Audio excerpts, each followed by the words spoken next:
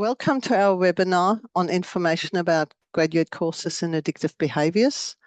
I'd like to begin by acknowledging the traditional owners of the land on which we hold this webinar today, the Wurundjeri people of the Kulin Nation, and pay my respects to elders past and present. I extend that respect to Aboriginal and Torres Strait Islander people listening today or in the future.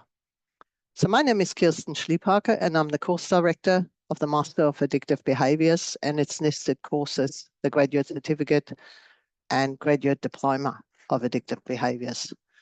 And today you will hear about the course from myself, my colleague and senior lecturer, Dr. Siegfried Lichtwark, and two of our alumni, Julie Monteiro and Nick Robinson-Griffith, who both completed their master but took a different journey in their final year of study. And if you have any questions, please add them to the Q&A so that we can deal with them at the end, and we'll also try to resolve them as we go through the session. So welcome everybody.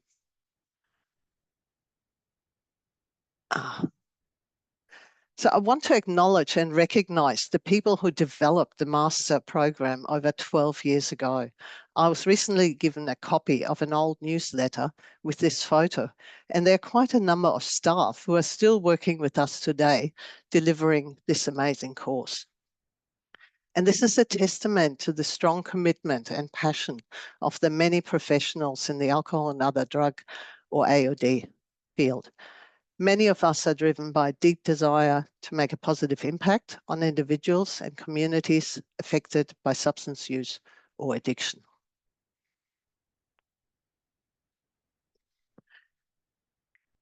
As part of Eastern Health and affiliated with Monash University, Turning Point is an Australian addiction treatment training and research centre. Turning Point has been a leader in the alcohol and other drugs sector for 30 years, advocating for change and addressing health and social harms, whilst also providing specialist treatment services to support those experiencing addiction and conducting practical research that transforms policy and practice. And we know that alcohol, drugs and gambling are major contributors to the burden of disease in Australia and globally, with 1 in 5 Australians meeting criteria for an alcohol, drug or gambling disorder in their lifetime.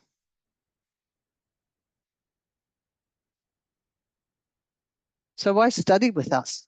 We deliver our program in partnership with Turning Point, and this really ensures our courses are informed by cutting-edge research, evidence-based care, and changes in policies and practices within the AOD sector, aimed to improve health outcomes and reduce social harms associated with substance use.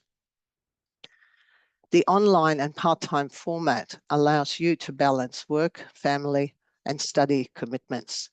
And we are a team of passionate and supportive lecturers who will provide you with timely feedback and guidance, making your learning experience enriching and manageable. We have developed a transformative curriculum that empowers you to connect your previous experiences with new perspectives and knowledge and exercise reflective and evaluative judgment. Our graduates feel equipped to address and drive change for social impact and thriving communities. We have you at the centre of all our educational activities with a focus on the life cycle of your educational journey, ensuring that you have a quality learning experience and quality education. And you will learn from local and international subject matter experts, as well as leading national researchers and practitioners.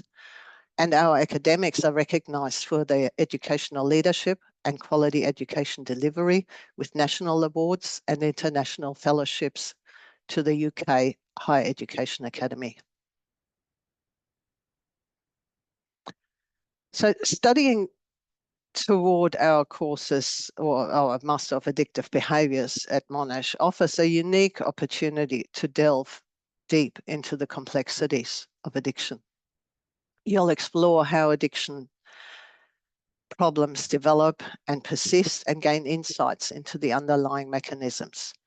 Throughout our courses, we examine the profound impact of addiction on individuals, communities, and social systems, highlighting the far-reaching consequences. You'll learn to identify dominant narratives within priority populations and develop actionable plans to shift these narratives positively. The course emphasizes the importance of evaluating and integrating research evidence to support your arguments, ensuring your approaches are grounded in the credible scientific findings. And you will engage in authentic learning and assessment that is based on real-world problems and highly relevant to your professional development and work readiness, and with ample opportunities for developing your reflective practitioner skills.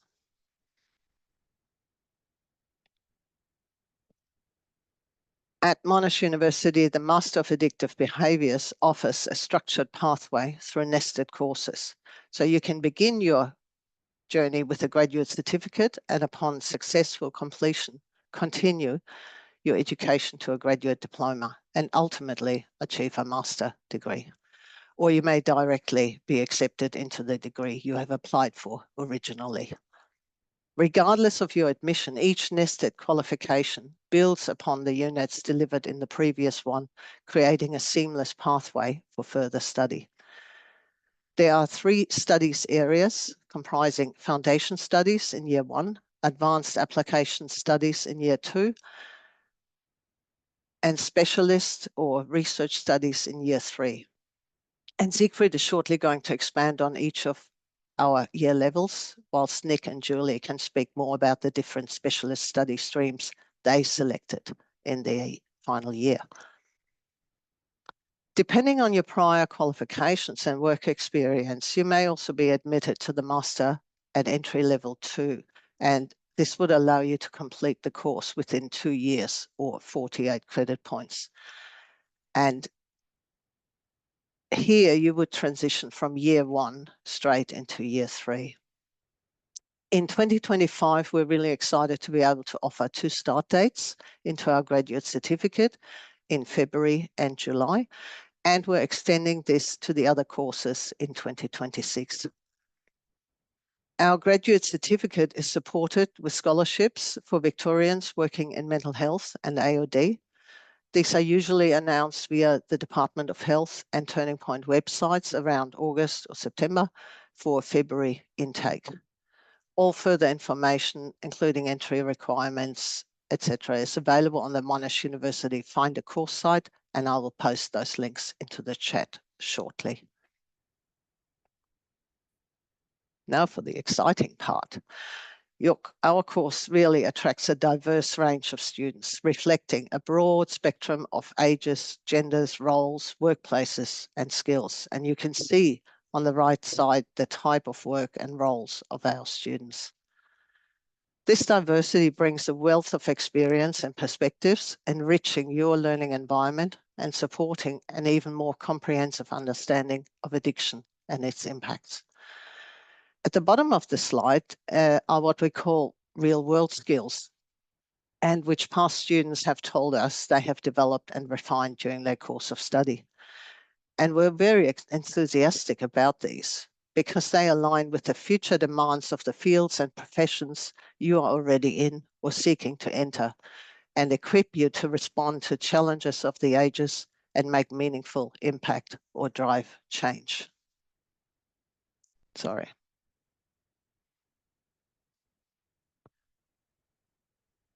And studying with us will boost your professional and personal confidence. And we know this from testimonials of our students and their employers who have provided us with those. With a deeper understanding of addiction theory and practical application, you can provide more effective and empathic support to consumers of substances or clients, enhancing the overall quality of your service and their experience. You'll gain advanced research, evaluation, and practical skills, enabling you to challenge and advocate for better evidence-informed approaches. And across the course, we offer practical and relevant knowledge with a vast range of applications, enhancing your professional practice skills for career progression.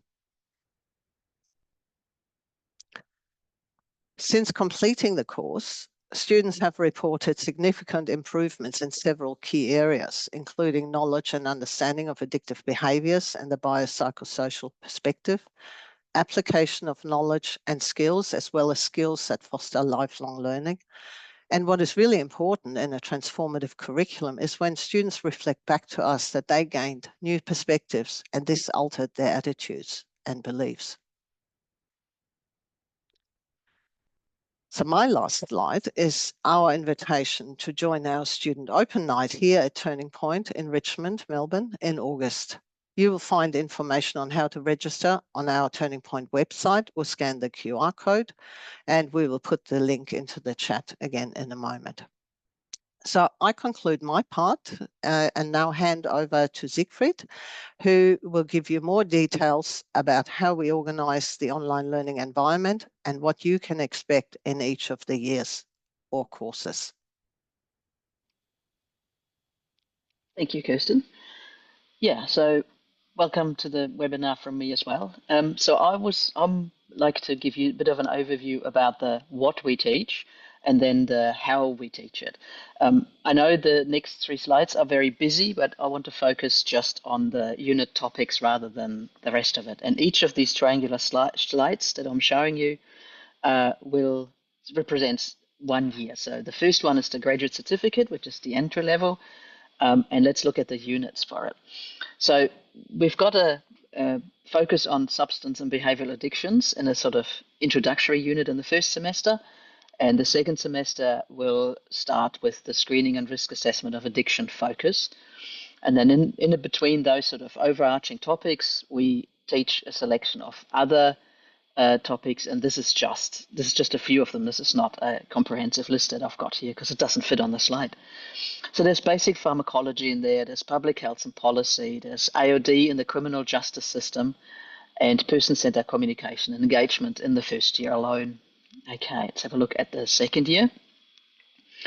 The graduate diploma, again, offers a whole new set of skills to learn and topics to talk about.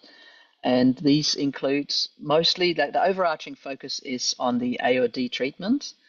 And then we're sort of looking outside of Australia a little bit more. We're starting to look at global perspectives of addiction and how that's treated and dealt with in other places in the world. We're adding in the spirituality in addiction, and we're also looking at addiction in vulnerable populations and also AOD and the public health policies. Let's have a look at the master's level. So as Kirsten said, in the master's level, you've got a choice. You can either do a research project of your choice, within reason that choice. It needs to fit in with the sort of supervisory staff and their expertise that we have available, but there's a lot of variety there. And then obviously that would be the topic you think most about in that year, or you can continue with the coursework. And then the unit topics include policy and public health's approach to AOD in a lot more detail than we had in the previous years. Behavioral addiction, again, in a lot more detail and sort of more from an expert and specialist point of view. Then there's the dual diagnosis of AOD and mental health or mental ill health. We're looking at the misuse of medical drugs and all the sort of things that are involved with that. Harms related to legal substances, so that's alcohol and tobacco. And then we also look at the AOD-related cognitive changes that people can experience. So that tells you some of the topics that you can learn if you study with us. And now I'd like to show you how we teach you that. So this is a structure that is pretty much repeated in every week and in every unit that we have throughout the course. So each week has its own topic. And then within that topic, we have a own time, a real time, and a wrap-up section. All of this, and the whole entire course is delivered on Moodle, which is a learning management system that Monash uses. So it's like a one-stop shop. Everything is in Moodle. So let's look in the different sections. We start always with the own time. I mean, they're all own time essentially, but that's just how we call it. So in the own time section, we introduce you to the topic of the week. We invite you to discuss to discover and explore the topic, And the topic is sort of presented in a variety of media. So there might be videos, short clips to watch. There might be interactive activities where you can explore further the topic and sort of explore your own knowledge of it. There's always some reading. We've got reading lists for each week. And then, of course, there's our lectures. There's usually 3 of them, 2 or 3 per week. They are fairly brief. They're all under an hour. Most of them hang around the sort of 30 minutes.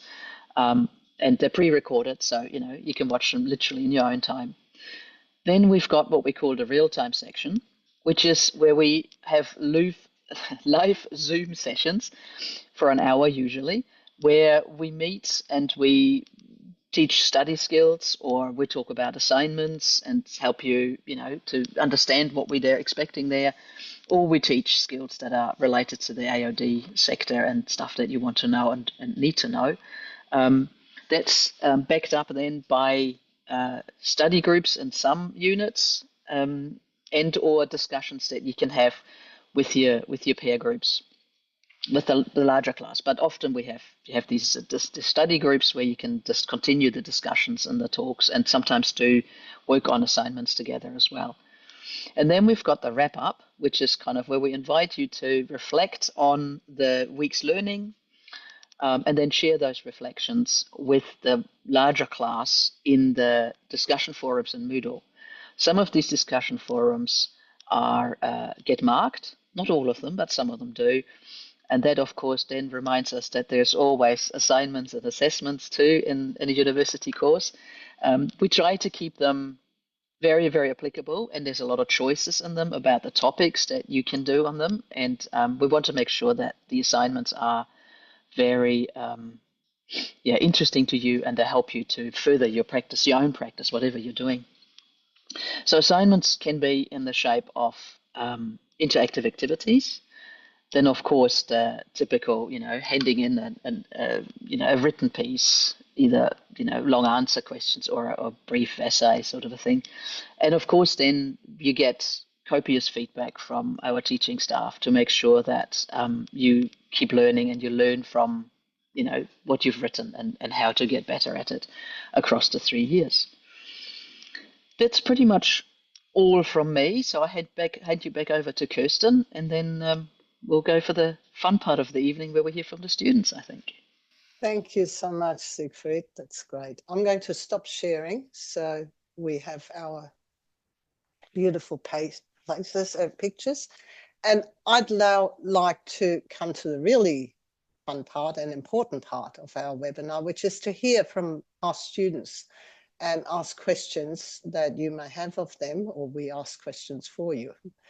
It gives me really great pleasure to introduce Julie Monteiro and Nicholas Robinson Griffith, who have kindly accepted my invitation to join this webinar and share their experiences.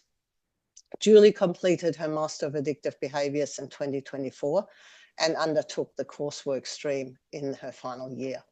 And Nick completed his Master of Addictive Behaviours in 2023 and undertook the research stream in his final year. So welcome, Julie and Nick. It's great to have you here today for our webinar and to be able to hear from you about your experiences of the course and what you have been able to take away from it. And I might start you off. Nick. Both of you. Nick, can you tell me a little bit about yourself first, or the audience, and your professional work and what motivated you to enroll in the course? Hi there, my name's Nick. I use they, them, or he, him pronouns. And before I begin, I'd just like to acknowledge I'm here in Mianjin on the land of the Jagara people. I'm in Brisbane at the moment. I'm from Melbourne, and I've been a social worker for 15 years. I'm the therapeutic services manager of an organisation called Thorn Harbour Health, which you might or might have not heard of. We're the old Victorian AIDS Council, and we provide effectively a lot of services. We're a non-government entity. All our services are free. We provide a lot of services to members of the LGBTIQA+ community. I manage our therapeutic services team, so I oversee our drug and alcohol program, our family violence program, our general mental health program.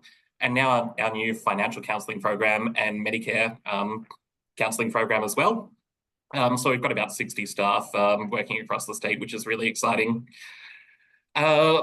I was a social worker for 15 years, mainly working in the drug and alcohol sector, and I predated the 2014 drug and alcohol reforms. And in the 2014 Victorian drug and alcohol reforms, they said, you know, there needs to be a minimum qualification for drug and alcohol workers. You can't just do a social work or a psychology or a community development and work in drug and alcohol. You had to go and do, you know, the 4 key competencies or a cert in AOD or the diploma. And I didn't have that, and I put off getting it for so long because I didn't want to go, you know, back to study. And my manager finally said, Nick, that's enough. You have to go and get the qualification if you want to keep your job.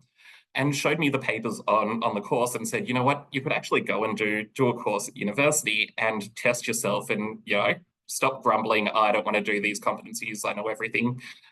So a big part of it for me was to going, you know what, I need the qualification, it meets the minimum standard, and, you know, why not test myself, do something different. I never really saw myself as an academic. I was just kind of like a no good social worker for a long time.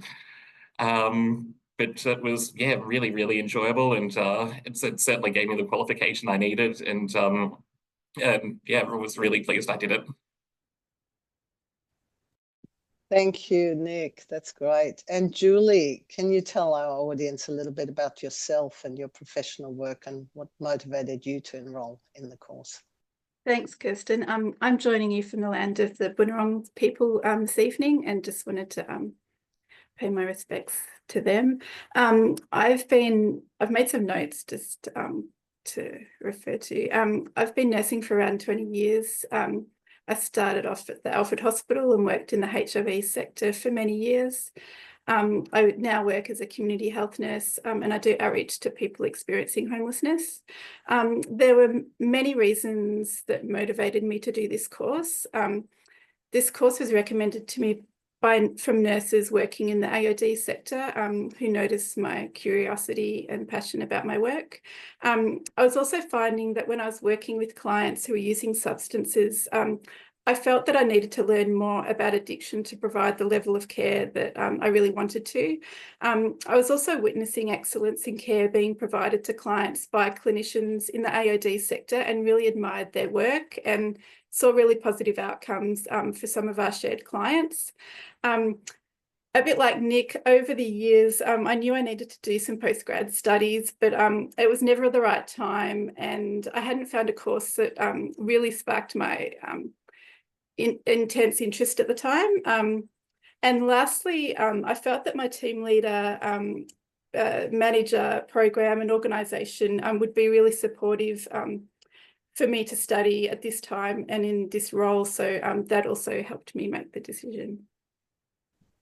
Fantastic. Thank you, Julie. I might continue on with you. I'll move back to Nick. Yeah, what were your course's highlights from your point of view? Or were there any particular challenges that you would like to mention as you went through the master? I really enjoyed learning from the teaching staff who are currently doing research, who've done research in the past and who are experts in their field. They're really passionate about making positive change, and I felt that was really exciting and motivating.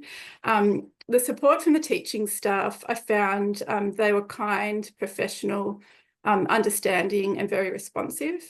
The assessments, I enjoyed doing all the different assessments, particularly the real life based scenarios. It felt quite practical and real. I also enjoyed engaging in the student forums, learning about other people's perspectives and finding my voice to express my own opinions based on evidence-based theory and practice.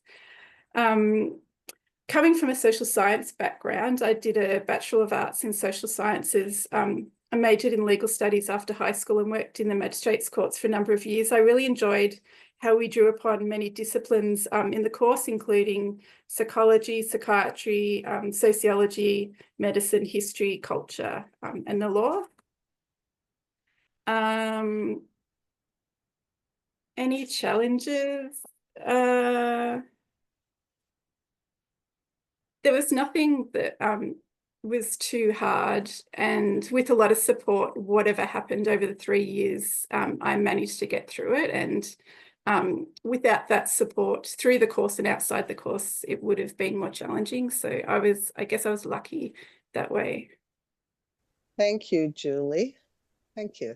And Nick, I might come to you. And from your point of view, what were the course highlights for you? And were there any particular challenges that you would like to mention?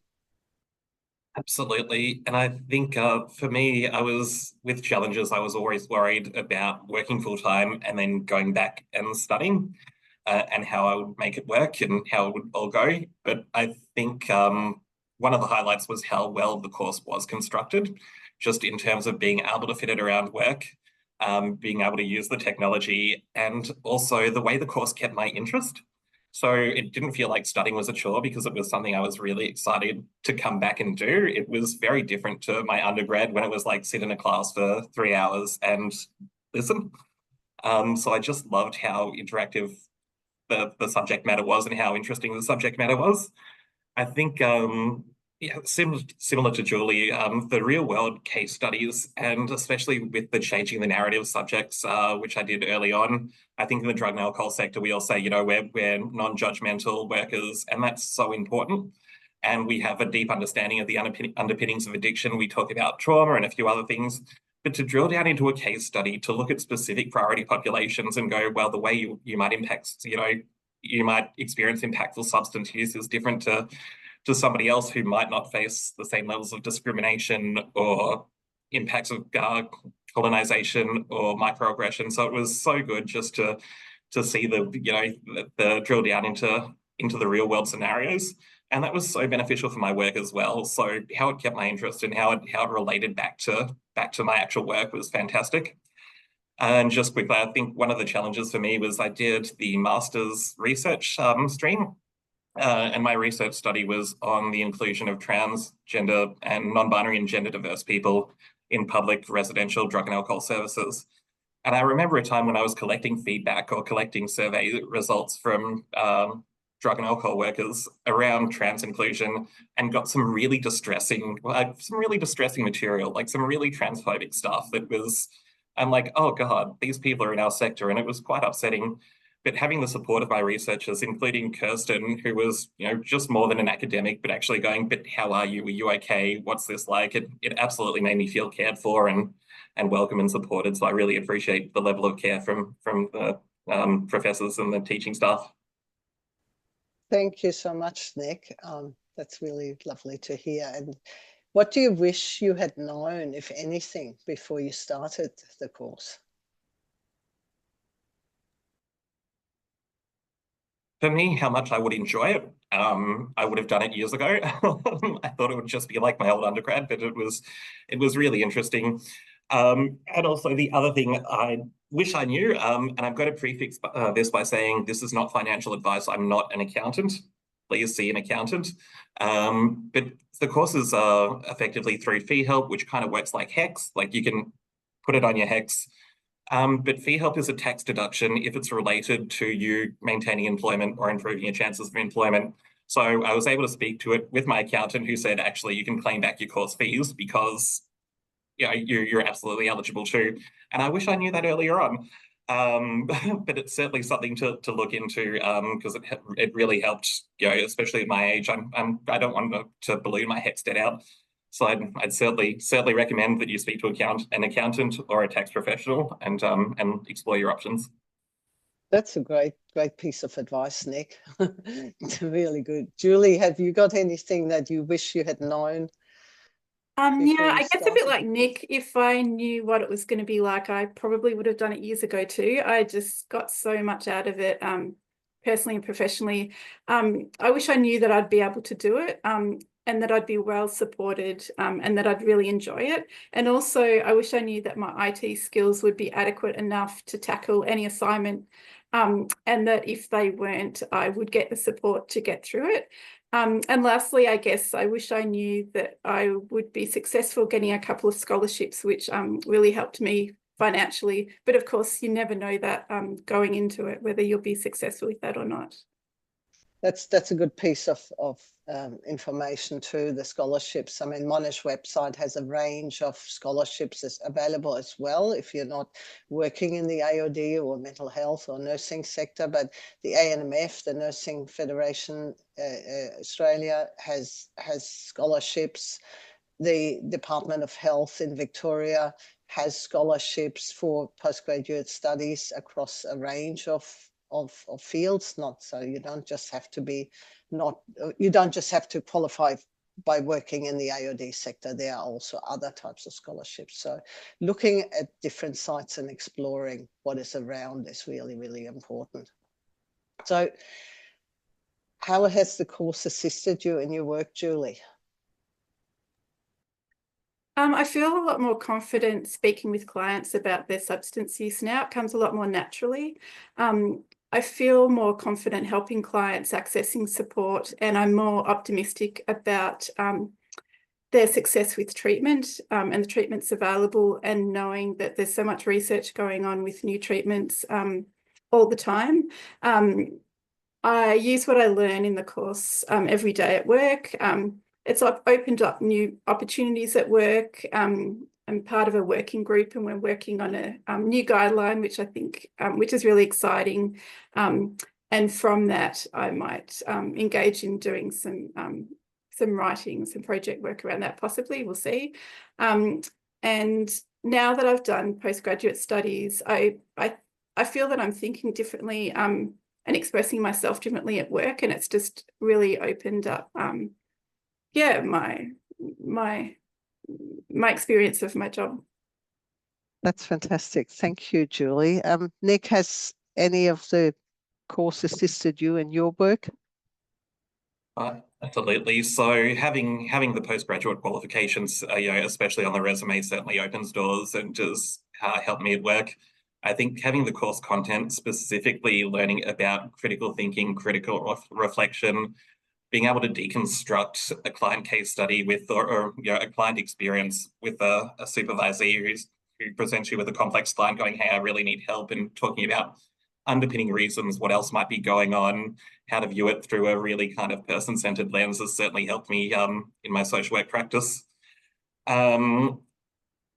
It's just been fantastic. I mean, having done the research study, I've been able to speak at a couple of conferences. I'm here on Brisbane this week on conference leave. So I was at Addictions Ed in the Gold Coast over the last 2 days, and on Tuesday I was able to present. I got a half-hour slot to present on my master's thesis, which was fantastic in the research.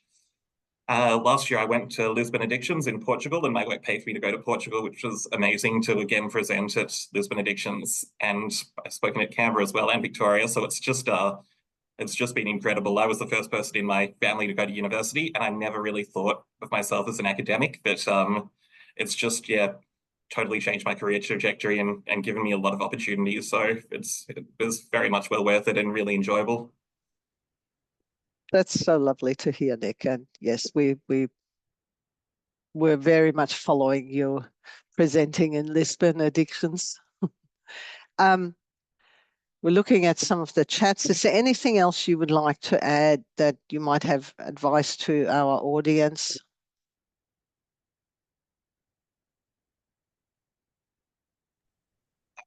One quick thing I would just like to add, and I'll see if I can pop it in the chat, but if you're interested in the drug and alcohol sector, the Peak Body VADA has a free conference coming up on the 20th of June that has a whole bunch of different presenters and sector information. And if you're interested in AOD, is certainly worth coming along.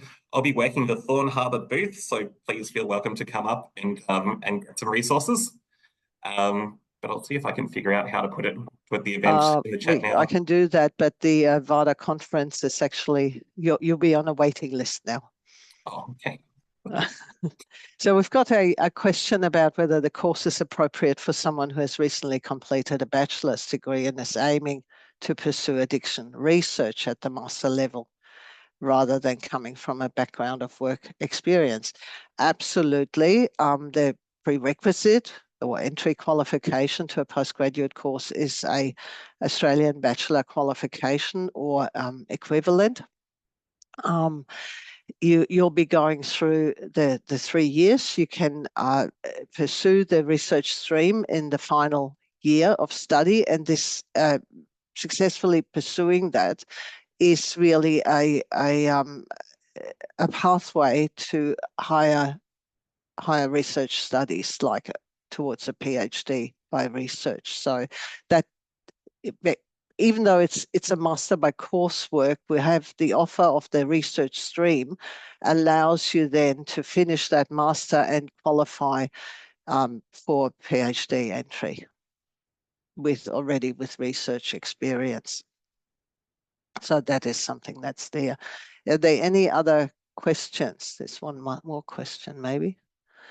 If you're only eligible for 3 years, is it possible to get it done in 2 years? No. The short answer at the moment is no, because it is run in part-time mode. That is, we run through 24 points or credit points per year. Yeah, and because you would, with a bachelor degree, to qualify for level 2 entry and complete your master in 2 years, you really have to have a postgraduate qualification, which is like a graduate certificate as a minimum, or graduate diploma or master or PhD, and have minimum of 2 years experience working currently in the AOD sector. So that's the level 2 entry for completing it in 2 years' time. But yeah, the normal run is 3 years part-time study. We do have opportunities to defer studies, and now allowing the flexibility to enter the course mid-year is giving other opportunities for students who need to defer for whatever reason, family reasons or professional reasons, to return after 6 months rather than having to wait for a year. So this is now a new way of how we can structure the course and how we can provide that additional flexibility. There's more questions. Are the postgraduate courses an appropriate prerequisite for Master of Nurse Practitioner?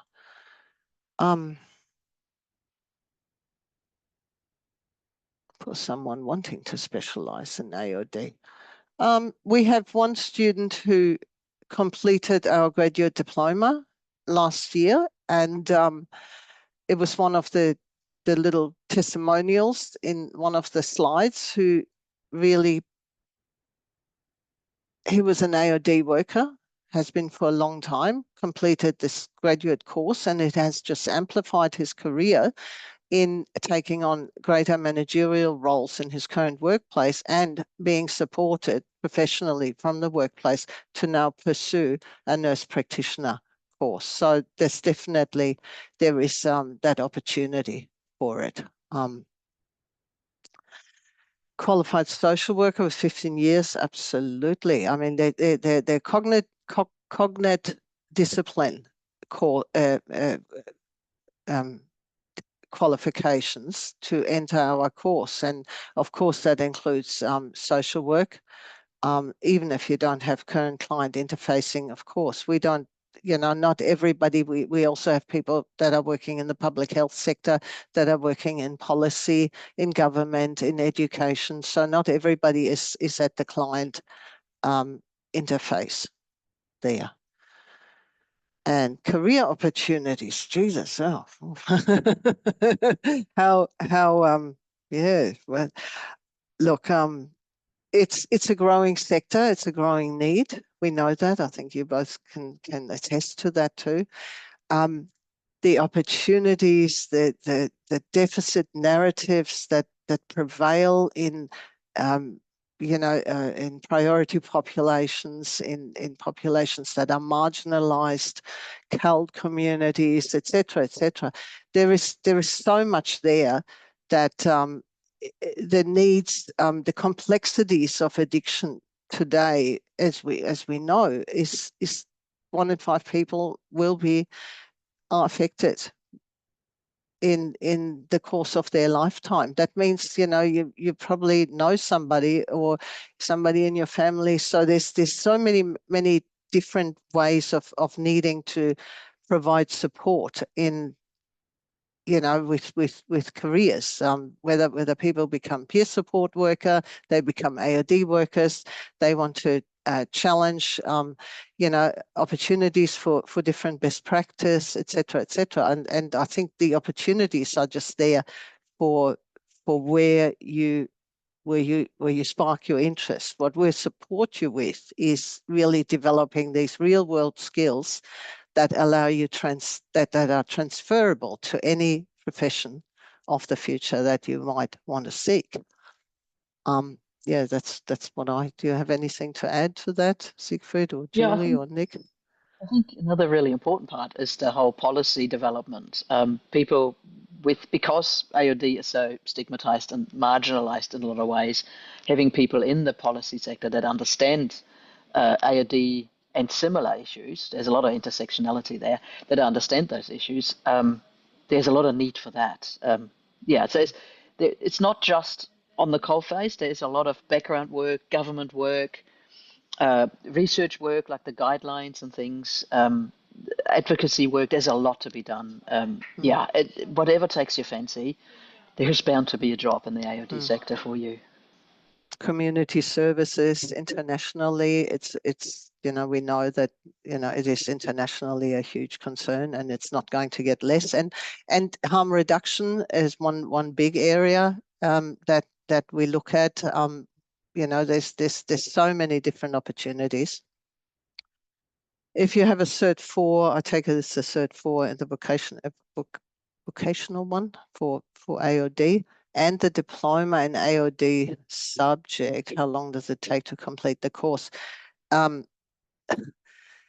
The Cert 4 is not on the Australian qualifications framework at the level of a bachelor degree. That's the problem. And the diploma, I assume that's a diploma from a tertiary and further education course. So they might have an AQF level of 4, whereas the bachelor degree is an AQF level of 7. So it needs to have the qualification. However, knowing that we also have students that may not have ever undertaken a bachelor degree, and one of the examples that I can give is nurses. So as you saw in the earlier slide, our cohort is about on average 38 years of age, and there are many nurses. Nursing was a vocational course. So there are nurses that have worked for 20, 30 years, but didn't go through university studies. And so what we do then is we make a special case that we take to the Academic Admissions Committee and the Faculty Committee to ensure that students, if we deem students are qualified enough, we make that special case. And the same we extend to students who are First Nations people. We have the Gugwandavuk unit in the Faculty of Medicine, Nursing and Health Sciences, and in that, with them, we collaborate with them to ensure that students who may not have a previous bachelor qualification, but are, say, senior AOD clinicians, that they have a special consideration for entry.